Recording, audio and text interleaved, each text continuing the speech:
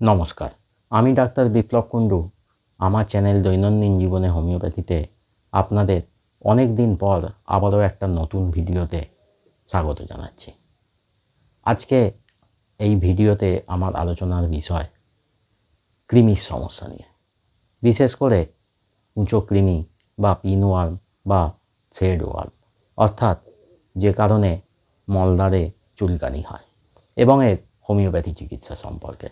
এছাড়াও আলোচনা করব টেপওয়ার্ম বা ফিতা কৃমির সমস্যা নিয়েও। আশা করব আপনারা ভিডিওটা সম্পূর্ণ দেখবেন এবং কোনো দর্শকের যদি কোনো প্রশ্ন থাকে তাহলে সম্পূর্ণ ভিডিওটা দেখার পরেই কমেন্টে জানাবেন, আমি অবশ্যই উত্তর দেব।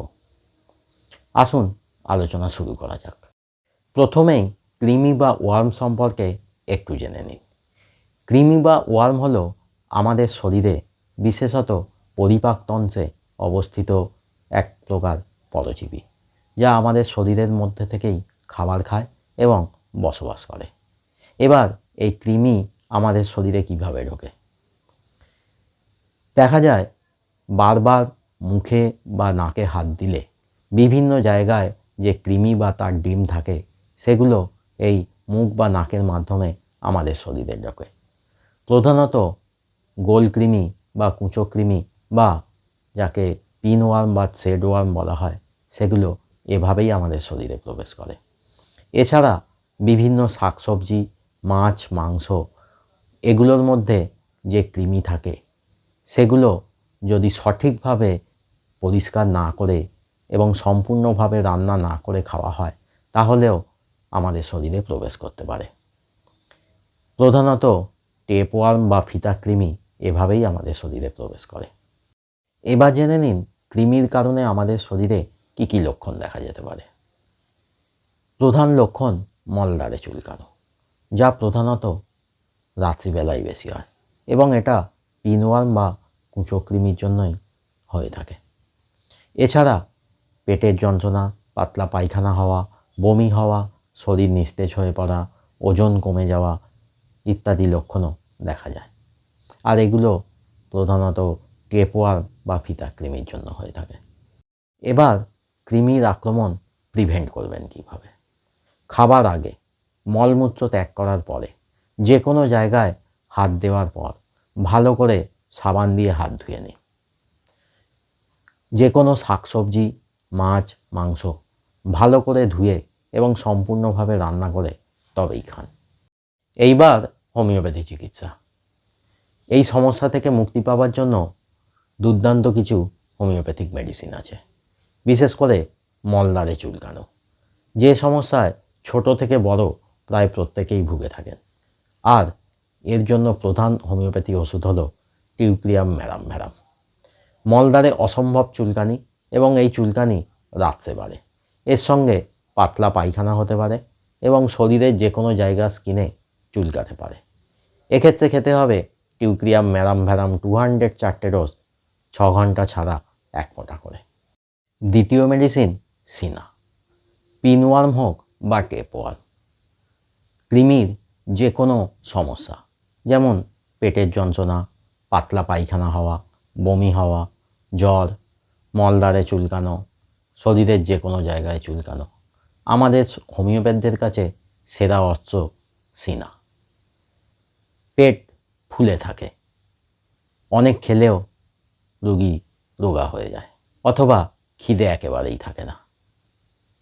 এর সঙ্গে যদি রোগীর শরীরে গরমে গরম বোধ খুব বেশি হয়, হাত পায়ের তালু যদি খুব গরম থাকে, শরীরের সমস্ত ডিসচার্জগুলো যদি অতিরিক্ত দুর্গন্ধযুক্ত হয়ে থাকে, রোগী যদি রাত্রে ঘুমের মধ্যে দাঁত কিরমির করে, বারবার থুতু ফেলে, তাহলে খেতে হবে সিনা 200 4টে ডোজ, দিনে 2বার করে 2 দিন 1 ফোঁটা করে।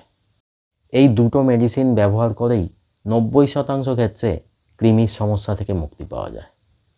এছাড়াও আরও কয়েকটি হোমিওপ্যাথিক মেডিসিন ব্যবহার করা যেতে পারে, যেমন স্যান্টোনিন। শুধুমাত্র উঁচো কৃমির সমস্যাতেই এই মেডিসিনটি ব্যবহার হয়। মলদ্বারে চুলকানো, পেটে অস্বস্তি হওয়া, বমি হওয়া, ভালো করে ঘুম না হওয়া, নাক খোঁটা, এই ধরনের লক্ষণ যদি দেখা যায় তাহলে খেতে হবে স্যান্টোনিন 30 ডোজ, দিনে 2বার করে 2 দিন 1 ফোঁটা করে।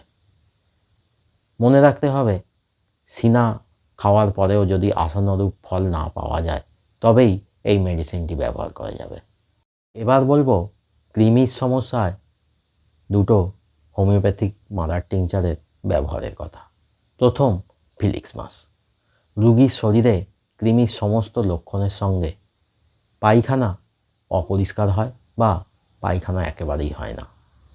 রুগীর মাঝে মাঝেই বেশ কিছুদিন ধরে একটানা পাতলা পায়খানা ও বমি হতে থাকে, পেট ফেঁপে থাকে এবং পেটের যন্ত্রণা হয়। আর এই পেটের যন্ত্রণা মিষ্টি খেলে বৃদ্ধি পায়। এই ধরনের লক্ষণ দেখা গেলে বাচ্চাদেরকে খেতে হবে ফিলিক্স মাস মাদার টিংচার 25 ফোঁটা হাফ কাপ জলে ভালো করে গুলে দিনে 1 বার। এইভাবে পরপর 3 দিন খেতে হবে। আর বড়দেরকে খেতে হবে 50 ফোঁটা ফিলিক্স মাস মাদার টিংচার হাফ কাপ জলে গুলে দিনে 1 বার। বড়দেরকেও এইভাবে পরপর 3 দিন খেয়ে যেতে হবে। Next, embelia ribes mother tincture. প্রধানত শিশুদের জন্য ওয়ার্ম কিলার হিসাবে ব্যবহার হয়।